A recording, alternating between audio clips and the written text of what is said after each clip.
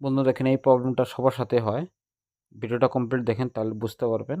মানে starting coil পুড়ে গেছে, রানিং কয়েল ঠিক আছে, কিন্তু পেপারগুলো সব নষ্ট হয়ে গেছে। তার জন্য আপনারা কমপ্লিট কয়েল চেঞ্জ করেন। কিন্তু আপনারা ভিডিওটা দেখলে কমপ্লিট বুঝতে পারবেন যে কয়েল চেঞ্জ না করলে পেপারটা কিভাবে চেঞ্জ করা যায়। তাহলে আমি ভিডিওটা দিচ্ছি, নেক্সট ভিডিওতে আমি কমপ্লিট একদম দিয়ে দেবো। এটা দেখেন ভিডিওটা কিভাবে কাজ করা হয়। দেখেন ভিডিওটা, এটা হলো মডেল নম্বরটা দেখে নিন। এই দেখেন স্টার্টিং রানিং কল ঠিক আছে, কিন্তু পেপারটা নষ্ট হয়ে গেছে। এখন পেপারটা কীভাবে লাগাবো, বডি শর্ট হয়ে গেছে দেখেন এটা। হ্যাঁ, এটার দেখেন পেপারগুলো নষ্ট হয়ে গেছে, কিন্তু পেপারগুলো নতুন উপরে দেখেন লাগানো হয়েছে, উপর সাইডে রানিং কয়েলে দেখেন পেপার, রানিং কয়েল 1 2 3 লাগানো হয়েছে পেপার। তো আপনারা যদি এইভাবে কাজ করতে চান অবশ্যই কমেন্ট করুন। আর কার কার সাথে এই প্রবলেমটা হয়েছে অবশ্যই কমেন্ট করতে পারেন।